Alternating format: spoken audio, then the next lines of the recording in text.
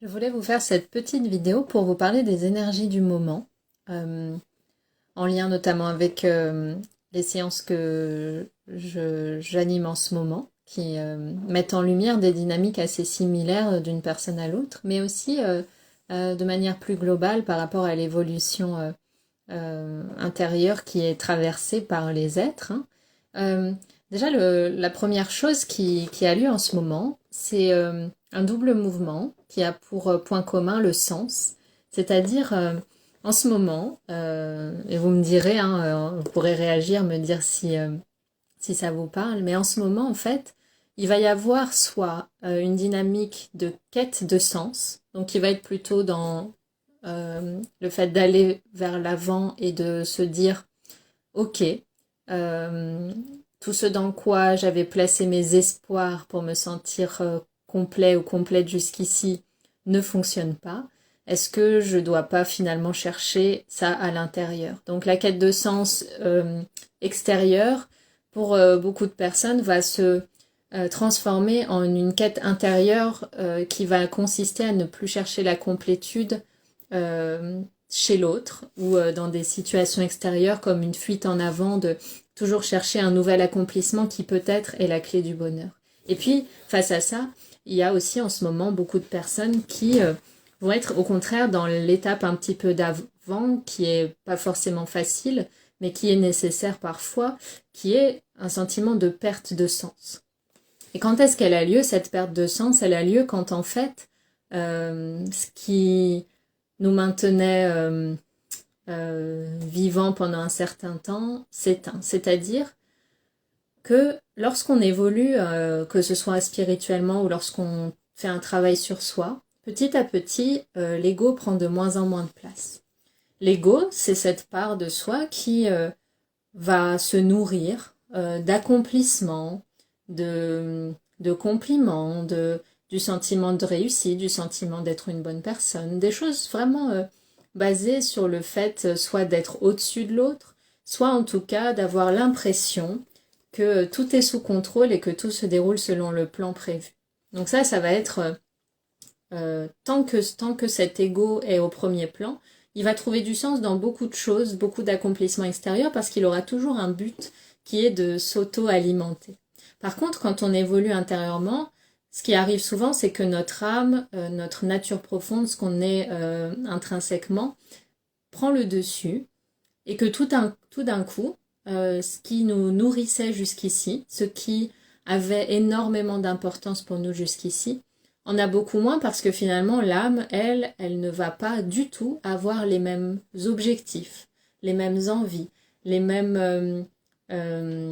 aspirations pour s'accomplir et pour qu'on se sente complet ou à notre place. Et en fait, du coup, tout ce après quoi nous avons couru pendant des années, voire toute une vie, pour nous sentir heureux, en fait, était une quête qui était menée par l'ego. Et tout d'un coup, quand on revient à ce qu'on est, donc on se rend compte que finalement c'est notre âme qui en finalité constitue notre nature, eh bien on doit en fait remettre en question le sens de beaucoup de choses qui sont dans notre vie. Par exemple, si un emploi,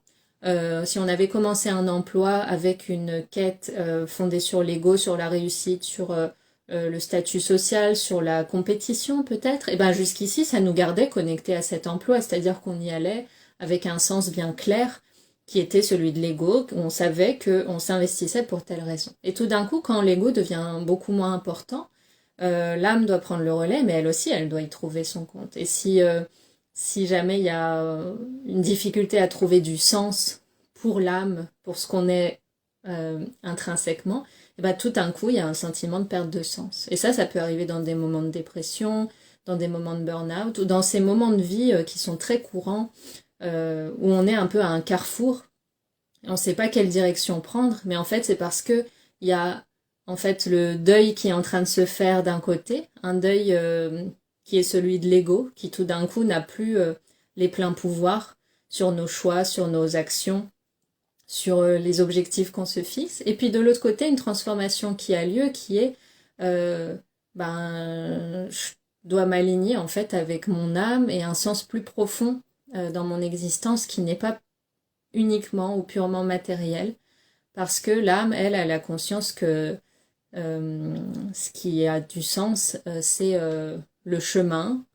qui on devient sur ce chemin, les leçons de sagesse, développer l'amour, la compassion, enfin, du coup, les buts, les objectifs et les choses qui nourrissaient l'ego ne peuvent pas correspondre à l'âme. Et donc, dans ces moments, soit on va garder à peu près la même vie, mais transformer le sens qu'on met dans les choses. Ça, c'est un peu plus rare. Et sinon, souvent, ça va être plutôt des périodes où, en fait, beaucoup de choses dans notre vie vont se transformer. Des relations,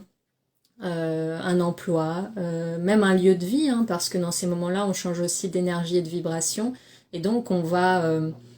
finalement ne plus se sentir connecté aux choses qui avant tombaient sous le sens et faisaient partie de notre vie sans qu'on se pose de questions. Et dans ces moments-là, c'est important de voir que tout ça, c'est pas un échec, c'est une transformation parce que la personne qu'on était au moment où on a vécu toutes ces choses des années ou des mois passés, bah, cette personne n'existe plus, qu'elle s'est transformée et que donc parfois l'environnement va évoluer aussi autour en résonance avec les transformations intérieures qui ont eu lieu. Donc ça, c'est la première chose, quête de sens, perte de sens qui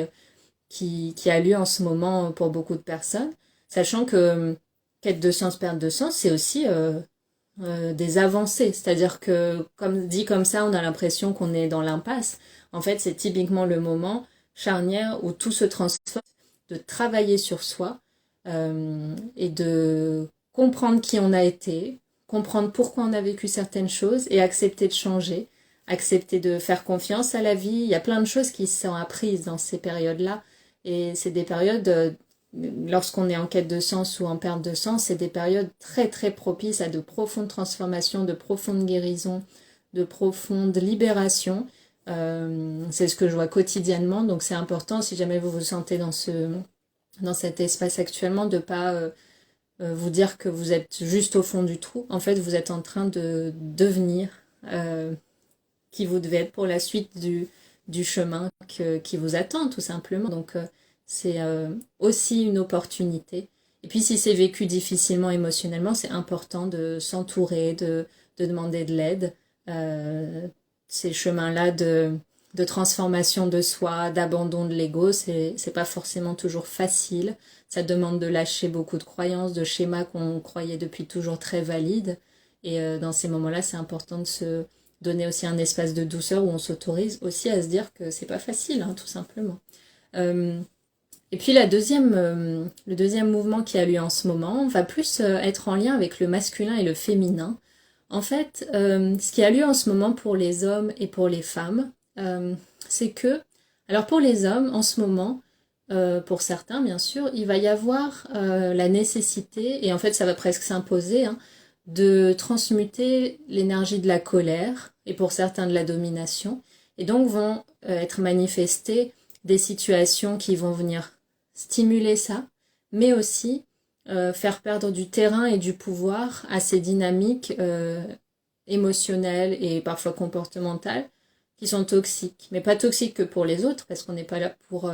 se blâmer ou se juger, mais qui sont aussi toxiques pour soi, parce que la colère, c'est une vibration basse qui n'est pas à bannir, parce qu'il y a des colères qui peuvent parfois aider à avancer, mais de manière générale, la colère a plutôt intérêt à se transformer en écoute de la frustration qui semble se manifester. Et donc, lorsque la colère devient un mécanisme soit de domination, soit de pression sur l'autre, soit de protection et une manière de survivre en étant dans un rapport de force, eh bien, effectivement, l'énergie masculine actuellement est en train de transmuter la colère. Et là, je dis les hommes parce que c'est de manière générale, mais il peut y avoir aussi des femmes qui avaient ou qui ont une énergie masculine très développée, qui s'est cristallisée dans la colère, et qui vont un peu plus aussi se réaxer entre les deux, c'est-à-dire le masculin sacré, le féminin sacré, plutôt qu'un masculin ennemi très fort qui étouffe le féminin sacré.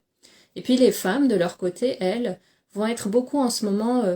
challengées et en tout cas confrontées à la transmutation d'une autre émotion qui est celle de la tristesse. Donc il y a des femmes qui vont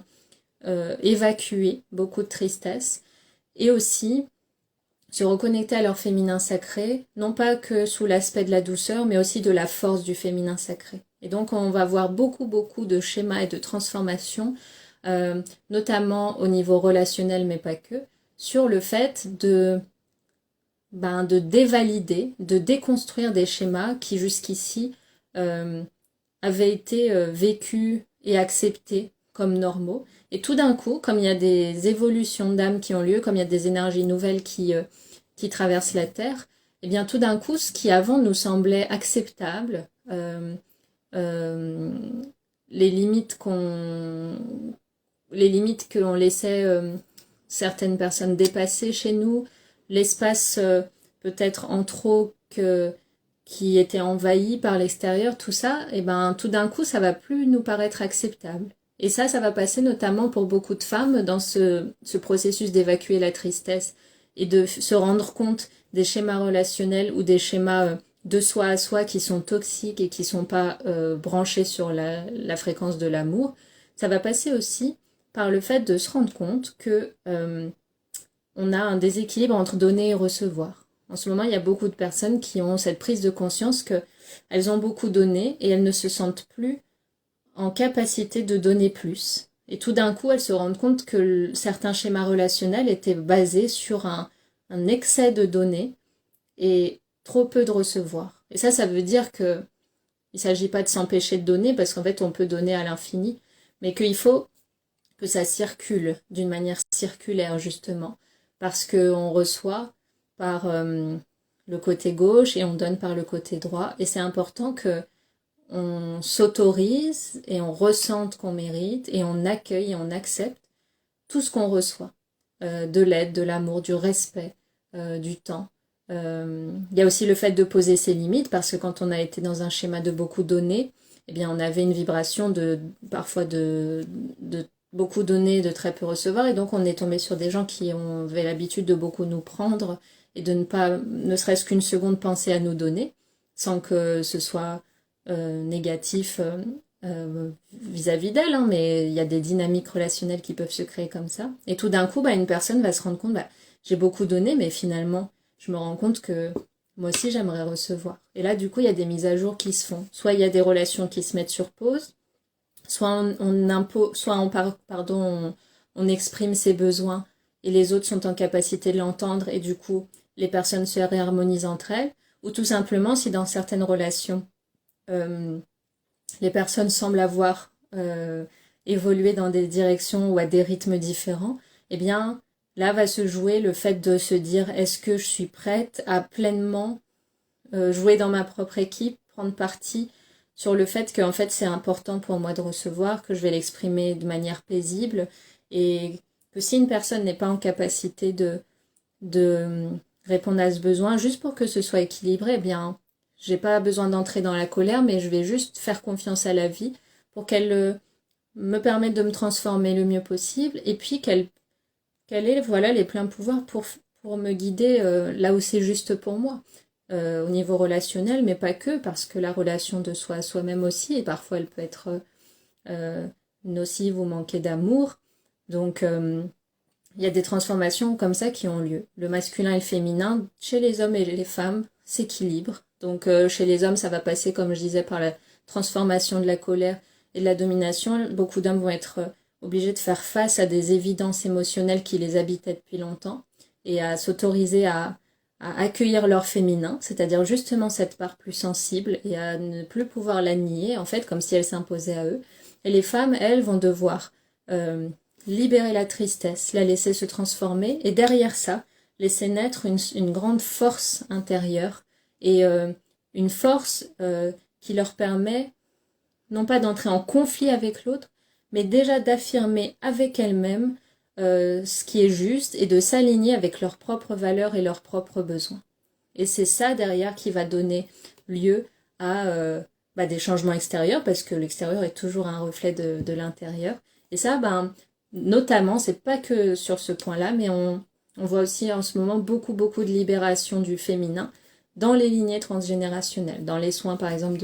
de libération transgénérationnelle, on voit beaucoup de lignées féminines qui se libèrent de tristesse ancienne, de peur vis-à-vis du masculin très ancestral, et également de mémoire dans lesquelles les femmes n'ont pas ressenti qu'elles avaient la place d'exprimer ce qu'elles ressentaient ou de prendre les pleins pouvoirs sur leur vie. Et côté masculin, dans les soins transgénérationnels, on va plus libérer des mémoires de dureté, de fermeture à ses émotions, et puis de conflits parfois intergénérationnels basés sur la colère, voire même l'absence d'une figure masculine.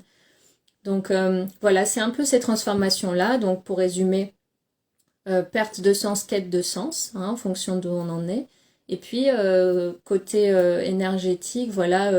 le masculin avec la colère, le féminin avec la tristesse. Et puis sinon, pour faire un petit bilan des énergies du moment,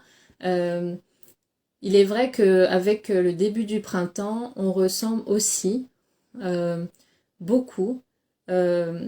quand même des problématiques un petit peu. Alors, c'est pas des problématiques, mais je trouve que c'est un peu dans le ressenti, et vous me direz ce que vous en pensez en commentaire, qu'il y a un besoin pour beaucoup de personnes de se retrouver avec elles-mêmes pour faire le point. Pas forcément dans le cadre d'une dépression, d'un burn-out, de choses comme ça sur lesquelles on met des étiquettes, hein, mais on va avoir, malgré le printemps, le soleil et tout ça, on peut avoir, paradoxalement, un besoin de faire le point maintenant. Souvent, on associe ces moments de point, d'introspection à l'hiver. Le sentiment que ce printemps stimule quand même une envie, certes d'être au soleil, mais quand même d'être dans le calme et de regarder les aspirations individuelles. Parce que c'est vrai que dans ces moments où il y a beaucoup d'agitation au niveau collectif, et d'ailleurs international, hein, on a besoin de retrouver notre place dans tout ça. Et je parle pas d'une manière individualiste, hein, parce que on est tous connectés. Mais à chaque fois que quelqu'un dans le monde s'aligne avec lui-même et incarne sa vérité, ben, c'est bénéfique pour tous les autres êtres. Et comme on est responsable de nous-mêmes et que on est la seule chose sur laquelle on a le pouvoir d'agir et un pouvoir de transformation, eh bien c'est vrai qu'en ce moment on revient à soi parce que on a plus de facilité de par l'élévation énergétique à se rendre responsable de nous-mêmes et voilà, à se poser les bonnes questions et peut-être aussi à rendre de moins en moins l'extérieur responsable de nos mal-être, de nos questionnements, de nos doutes, mais se dire de plus en plus peut-être de donner du sens à ces doutes et de se rendre compte que c'est des moments de transformation qui sont précieux. Et qu'un doute en fait n'est pas un échec, un doute est une occasion d'entamer la redirection qui est nécessaire pour la suite de notre vie. Donc voilà, c'est ce que je voulais partager sur les énergies du moment. Si vous avez des questions, des choses à partager, n'hésitez pas là, soit dans le chat, soit en commentaire. Même des choses personnelles, hein, si vous avez des questionnements en ce moment, si ça résonne en vous, tous ces partages par rapport à ce qui se passe en ce moment. Voilà, n'hésitez pas à partager. Et puis voilà, j'aurai plaisir à vous retrouver bientôt. Je prévois pas mal de nouveaux ateliers sur des thématiques qu'on n'a pas encore abordées. C'est vrai que j'ai déjà fait pas mal d'ateliers sur YouTube, mais c'est vrai qu'il y a toujours des nouvelles choses qui émergent, qui germent, que ce soit à travers les séances, à travers les échanges que nous avons. Et puis, pour toutes les personnes qui se sentent appelées en ce moment à trouver du sens, voilà. Moi, pour les personnes qui ne me connaissent pas, je suis thérapeute énergéticienne et guérisseuse, et donc je propose des soins énergétiques à distance, hein, soit par téléphone, soit en visio. C'est ce qui me permet de travailler un petit peu avec tous les pays du monde. Et puis, je propose aussi des lectures akashiques, c'est-à-dire des lectures d'âme pour aller en exploration de nos vies antérieures, de nos mémoires d'âme. Non pas juste pour faire du tourisme, mais pour répondre vraiment à des problématiques concrètes et apporter des réponses, mais surtout des changements, parce que ces séances holistiques, elles sont pas juste là pour justement, comme je disais dans mon live sur l'hypersensibilité, elles sont pas juste là pour amener des réponses théorique et se créer des concepts sur notre identité. C'est au contraire là pour déconstruire ce qu'on a toujours cru devoir être et donner plus de sens à ce qu'on ressent et pouvoir trouver un espace de liberté pour se transformer et ensuite s'aligner avec soit des nouveaux choix de vie, soit s'aligner avec ce qui est déjà, mais faire la paix avec ce qu'on ressent et ce qu'on est. Donc voilà. En tout cas, merci à tout le monde pour votre présence et puis je vous souhaite une très très bonne fin de journée. À bientôt.